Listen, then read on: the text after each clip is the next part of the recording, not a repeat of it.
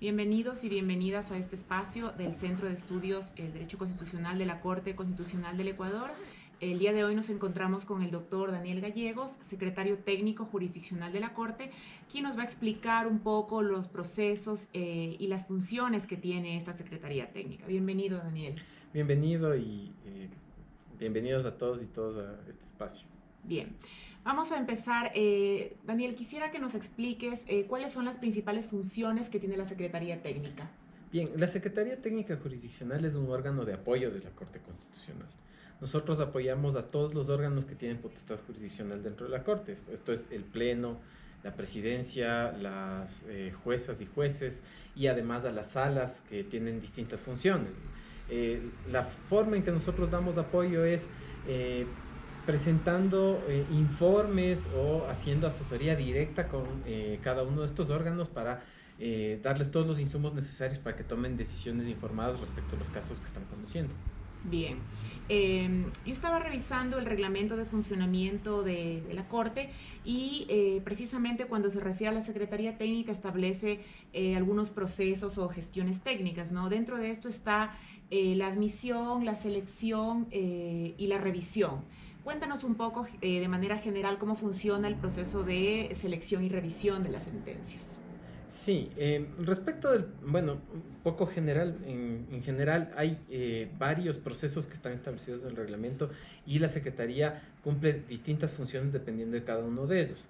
Sí, específicamente en el tema de la selección y revisión, la Corte tiene la competencia de escoger de todos los casos de sentencias que están en el país, han sido ejecutoriadas, sobre cuáles pronunciarse.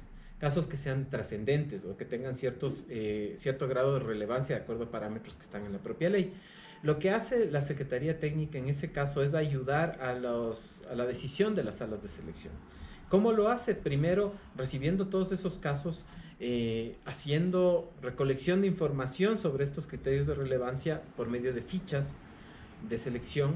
Estas fichas de selección luego son procesadas dentro de un informe de recomendación para que el pleno, para que la sala decida si es que selecciona o no esos casos, ¿sí? Y estos informes, bueno, al menos desde esta gestión, son trimestrales, en los cuales nosotros lo que hacemos es tomar un número de casos, aproximadamente 600, 700 casos, y revisar cuáles son los patrones estructurales que se están dando detrás, ¿no es cierto? Podemos ver en un solo caso que hay bastante gravedad, pero pueden existir 40, 50 casos que repiten un patrón, y eso es lo que nosotros vemos. La otra forma de hacer este análisis es un informe con informes urgentes, ¿sí? Cuando vemos un caso que es bastante grave y que la violación es actual, lo que nosotros hacemos es generar un informe urgente para que la propia sala decida si lo selecciona o no, ¿sí? Y también estamos, a partir de febrero de este año, implementando informes que parten de recomendaciones que hace la sala de admisión. Cuando encuentra que un caso no es admisible, pero podría ser seleccionado, la sala de admisión recomienda a la sala de selección que considere seleccionar ese caso. Bien.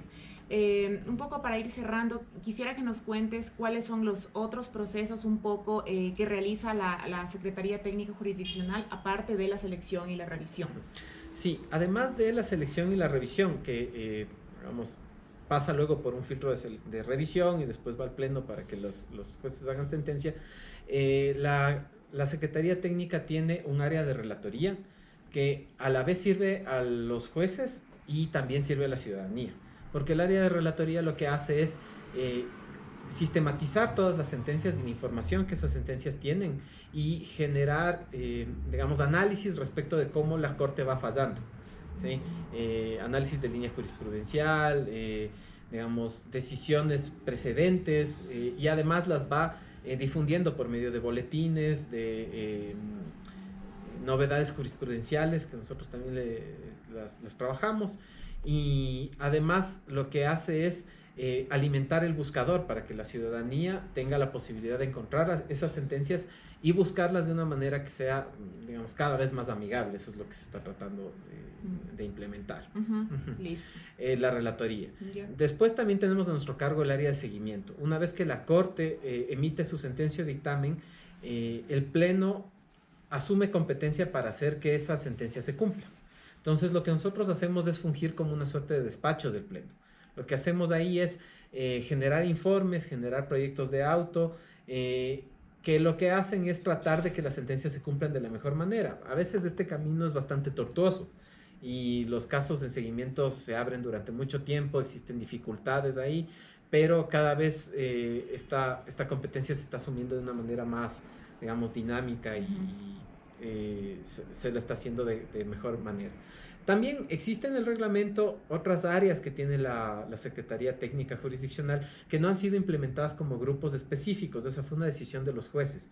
El área de admisión, el área de sustanciación, por ejemplo, y la de revisión no fueron implementadas directamente con un equipo que haga insumos ahí, porque los jueces decidieron hacer ellos mismos sus propios proyectos de sentencia y proyectos de autos de admisión.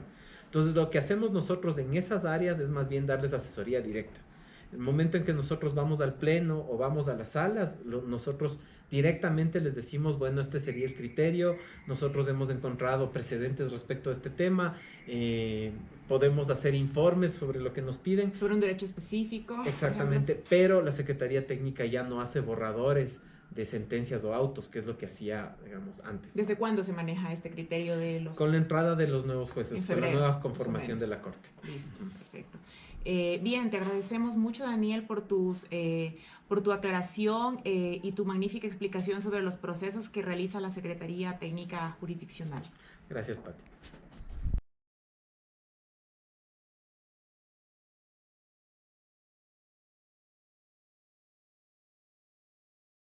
Continuando con la entrevista, tenemos el gusto de contar con la presencia de Carolina Vaca. Ella es coordinadora técnica de selección de la Secretaría Técnica Jurisdiccional de la Corte Constitucional del Ecuador. Bienvenida, Carolina. Quisiéramos preguntarte o realizarte algunas preguntas respecto al funcionamiento de la sala de selección de sentencias. La primera inquietud que tenemos es que la Ley Orgánica de Garantías Jurisdiccionales y Control Constitucional vigente en el país tiene algunos parámetros respecto a cuáles son las cuestiones que se deben tomar en cuenta para seleccionar las sentencias. Quisiera que nos expliques brevemente cómo funcionan estos parámetros, cómo se aplican. Sí, bueno, muchísimas gracias. Creo que aquí es importantísimo entender cómo llegan los casos a la Corte. La Ley Orgánica de Garantías Jurisdiccionales dispone que todos los jueces y juezas de instancia constitucional que conocen garantías jurisdiccionales como la acción de protección, acción de habeas data, acción de acceso a la información, habeas corpus y la solicitud de medidas cautelares, sus sentencias y resoluciones tienen que ser remitidas una vez que estén ejecutoriadas, es decir, en el momento en que ya no se ha presentado ningún recurso, ya no falta algo por resolver, sino que ya lo que dijo el juez o la jueza tiene que cumplirse. En ese momento tienen que remitirnos a la Corte Constitucional. Esta es una de las funciones más importantes que tiene la institución. ¿Por qué? Porque tiene la posibilidad de revisar, conocer todas las sentencias a nivel nacional de todas las provincias del país, hacer una revisión de cada una de ellas y, bajo los parámetros determinados en el artículo 25, numeral 4 de la ley, tiene la posibilidad de seleccionar estas sentencias para el desarrollo de jurisprudencia vinculante. Esta selección se la hace bajo el parámetro de gravedad, novedad, inexistencia de precedente jurisprudencial, falta de precedente jurisprudencial, incumplimiento de precedente jurisprudencial o trascendencia nacional o relevancia nacional. Estos son los parámetros que tiene la ley y que son las líneas de guía o el camino que tienen los jueces constitucionales para seleccionar una sentencia u otra. Por ejemplo, hasta diciembre del año pasado, la Corte cerró, por ejemplo, con más de 1.100 sentencias de instancia que recibieron de acciones de protección. Esas sentencias... De todo el país. De todo el país. Esas sentencias fueron analizadas, cada una fueron revisadas y los jueces decidieron seleccionar. Por ejemplo, tengo presente la selección del caso que se refiere al requisito de estatura mínima para ingresar a la Policía Nacional, de los aspirantes de Policía Nacional. Lo que pasó ahí fue que llegaron acciones de protección en las que las personas que quisieron ingresar a la Policía Nacional no pasaron el proceso de selección, puesto que tenían una estatura inferior a lo que establecía el requisito. Este es uno de los casos de los miles que llegaron que los jueces de la sala de selección decidieron escoger porque cumplían el parámetro de gravedad y el parámetro de relevancia nacional.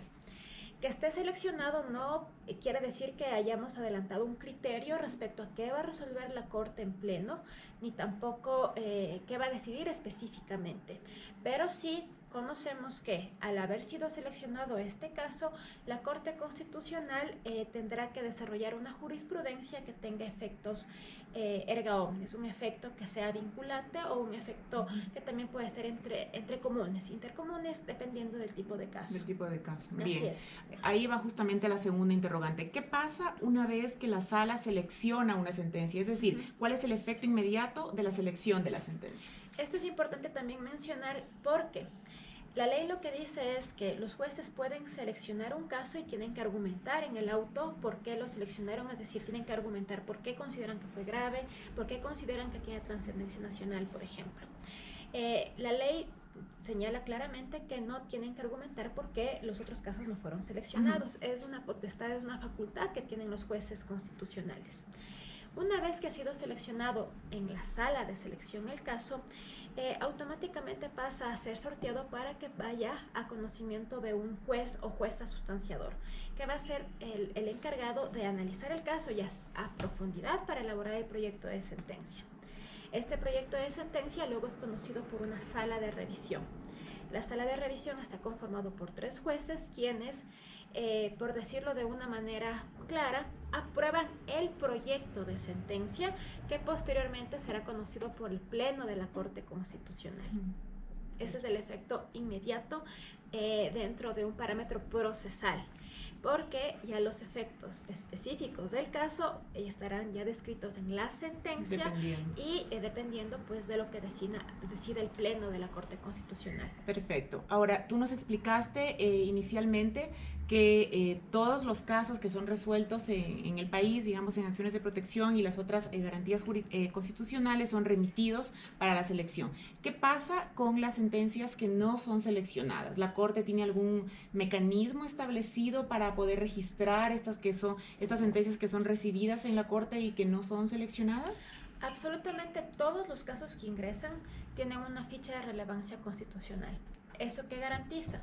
Que el caso fue efectivamente analizado y fue puesto en conocimiento y discusión de los jueces constitucionales. Entonces, la Corte efectivamente mantiene un registro de cada uno de los detalles del caso. Incluso vale la pena decir que actualmente la Corte, como está en un proceso de creación de un nuevo sistema informático, se tiene la expectativa de que el registro de los datos de absolutamente todos los casos del país sea aún más minucioso, sea aún más específico. Entonces, como lo dije anteriormente, la Corte tiene la facultad de escoger casos y los casos que no son seleccionados o escogidos automáticamente son archivados. Es importante mencionar también que la ley no prevé un mecanismo de apelación o de impugnación ciudadana para decir a la Corte o exigir a la Corte que seleccione un caso u otro caso no. Eso no está previsto en la ley porque es una cuestión facultativa de la Corte, que es básicamente el desarrollo de jurisprudencia vinculante. Esto es importante. ¿Por qué? Porque hemos identificado casos en los que, por ejemplo, sucede un mismo hecho o un hecho que es muy similar, pero las decisiones en la instancia constitucional de primera o segunda instancia constitucional son contradictorias entre sí. Entonces esto, por ejemplo, es una tarea que tiene la Corte, en decirlo en términos simples, de alguna manera ordenar jurisprudencialmente el manejo de la justicia constitucional para que no existan fallos contradictorios entre sí, por ejemplo. Claro. Ese es uno de los trabajos. En los casos que son archivados, pues no existe un mecanismo para impugnar, simplemente son archivados y diariamente seguirán ingresando otros casos. Un poco se unifica criterios también. Exactamente, Claro. una forma de unificar criterios que finalmente es el objetivo de la jurisprudencia. Claro, por supuesto. Para cerrar, Carolina, quisiera que, dada tu experiencia, nos cuentes algunas sentencias que tú recuerdes como relevantes que se han seleccionado, aparte de la que ya nos mencionaste de estatura. Sí, tenemos, por ejemplo, la sala de selección escogió casos relativos al pago de la planilla eléctrica, donde estaba incluido el diferido de las cocinas de inducción, por ejemplo. También está el caso Hidrotambo, conocido como Hidrotambo de San Pablo de Amalí. También está el caso, por ejemplo, de una mujer refugiada que acudió a buscar atención médica inmediata durante el parto, no la recibió, y en este caso podrían existir algunos elementos que alertaron de la gravedad de por qué no recibió atención médica. Tenemos también un caso seleccionado que acumula un poco más de 40 sentencias relacionadas a los contratos ocasionales y nombramientos provisionales de la Universidad Nacional de Loja. Este es un caso también que se identificó porque existían varias sentencias que eran contradictorias entre sí por hechos que eran bastante similares. Actualmente la sala de selección ha escogido 10 casos que están pendientes para el desarrollo de jurisprudencia vinculante. Entonces esto ha sido un trabajo muy importante, y vale también señalar que nuestro trabajo lo hacemos trimestralmente. Por ejemplo, la Corte tiene pendiente en este momento conocer los casos que van de enero a marzo del 2019. Estamos trabajando en el siguiente trimestre, lo que nos da la posibilidad de que los jueces y las juezas conozcan un volumen importante de casos, puedan identificar problemas que se repiten estructuralmente, problemas de desigualdad, problemas identificados dentro de los procesos. Entonces, sabemos que próximamente los jueces conocerán un informe que contiene 603 casos, por ejemplo. Perfecto, listo. Muchas gracias, Carolina. Agradecemos tu presencia en este espacio y tu explicación sumamente clara sobre los procesos que maneja la sala de selección. Muchísimas gracias.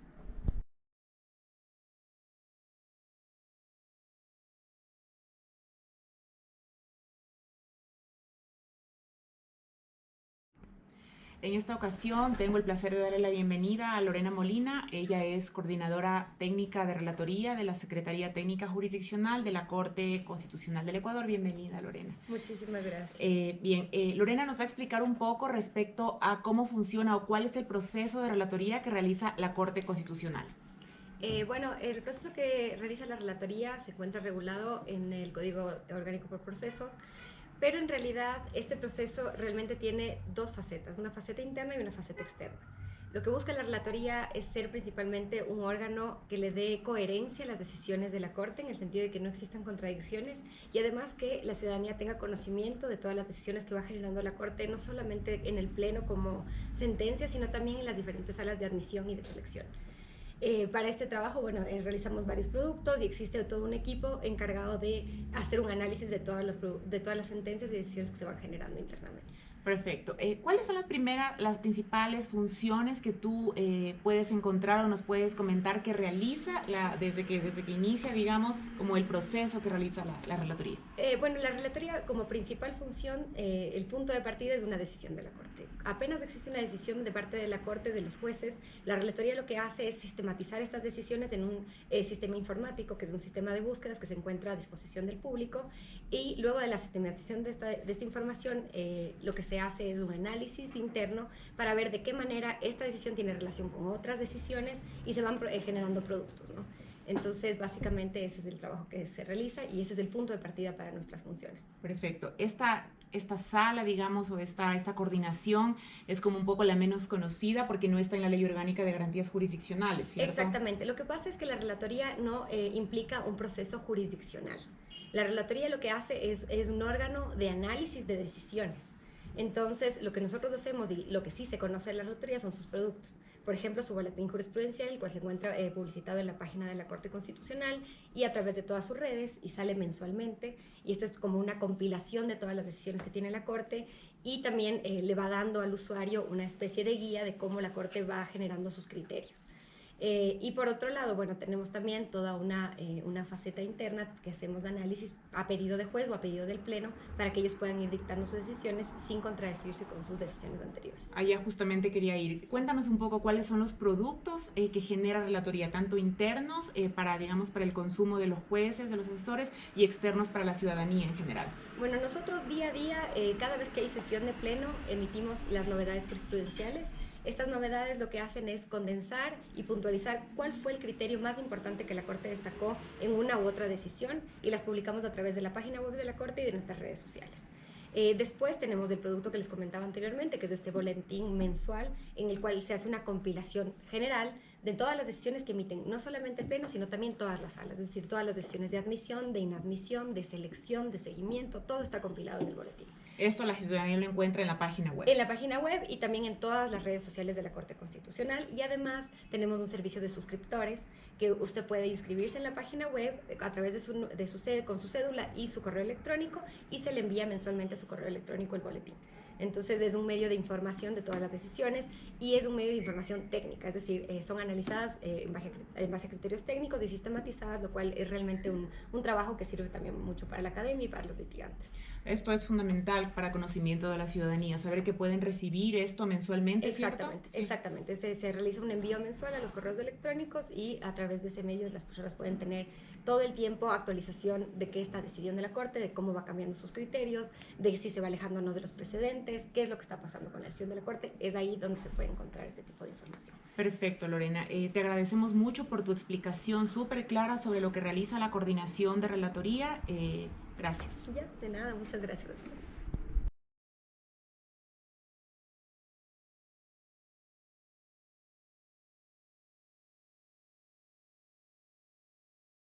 Nos encontramos nuevamente con la compañía de Carolina Vaca, quien es coordinadora técnica de selección de la Secretaría Técnica Jurisdiccional. En esta ocasión, Carolina nos va a explicar un poco cómo funciona la sala de revisión de sentencias de la Corte Constitucional. Bienvenida nuevamente, Carolina. Muchas gracias. El funcionamiento de la sala de revisión es bastante simple para poder explicarlo y también poder comprender.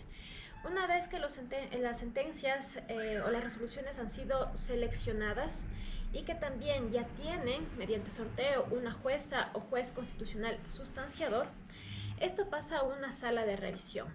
La sala de revisión está conformado por 3 juezas y jueces constitucionales.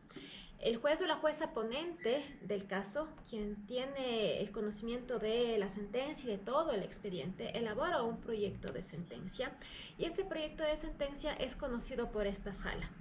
Dentro del debate de los miembros de la sala evidentemente se puede hacer observaciones, comentarios, críticas, criterios, con el objetivo de que el proyecto de sentencia salga perfectamente o de la mejor manera sustanciado. Una vez que este proyecto de sentencia elaborado por uno de los jueces ha sido analizado, ha sido corroborado, ha sido revisado por los miembros, sale un proyecto de sentencia que va firmado por los 3 miembros de la sala de revisión que aprobaron el proyecto de sentencia.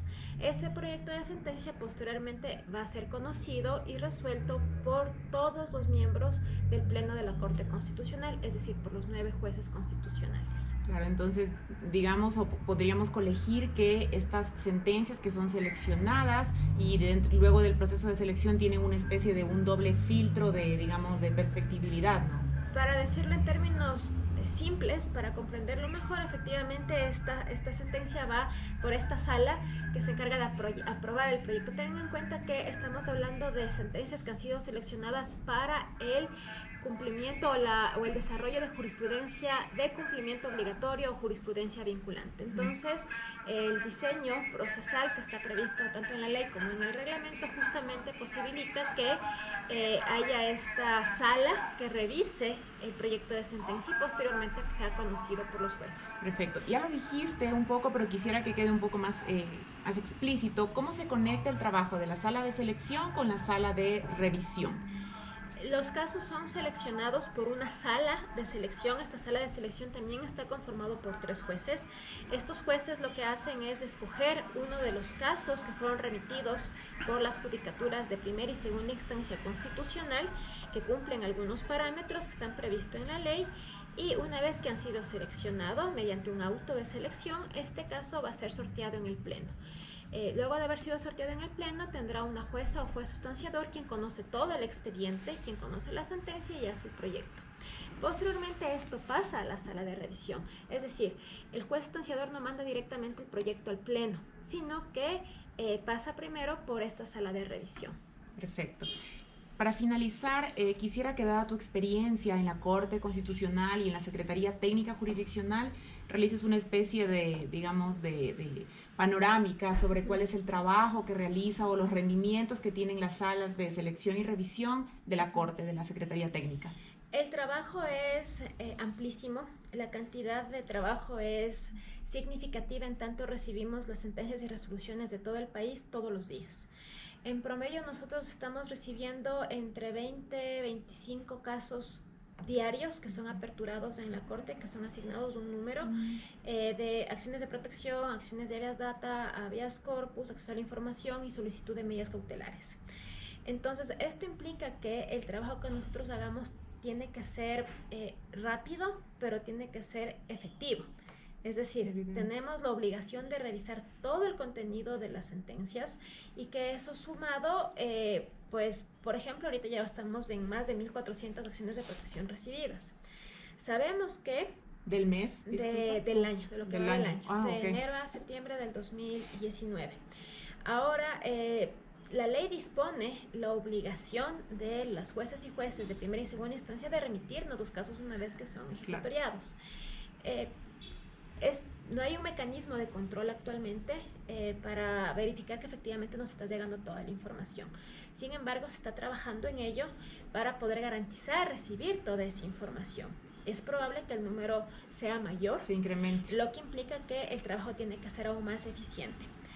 Pero eso también significa un volumen de casos que tienen que ser conocidos por los jueces que es mucho más amplio. Por ejemplo, nuestro trabajo desde la Secretaría Técnica es poder dar el insumo a los jueces, que no va a ser la sentencia completa, sino que va a ser la información que contiene los datos principales de la sentencia para que ellos puedan revisarlo de manera sucinta, sí, pero a su vez completa, que tenga lo esencial del caso. Entonces, nuestro trabajo es ese. Y considero que desde lo que yo he visto aquí y el potencial que tiene esta competencia de la Corte, es de las funciones más importantes que tiene un organismo, que tiene el máximo organismo constitucional del país. Y evidentemente esto se alimenta del trabajo que hacen los jueces constitucionales que conocen las garantías jurisdiccionales. Termina siendo un trabajo mancomunado de alguna manera, un trabajo de relevancia nacional sin duda, pero que también profesionalmente para el equipo es enriquecedor, en tanto es un aprendizaje y un descubrimiento constante, lo que nos obliga a siempre perfeccionar nuestra tarea. Exacto, sí. Bien, felicitamos el trabajo que se realiza desde la Secretaría Técnica y, como vemos, tanto la selección como la revisión implican de una u otra manera una articulación de funciones entre los jueces de primera instancia y el trabajo que realiza el máximo organismo de interpretación constitucional del país. Gracias. Gracias.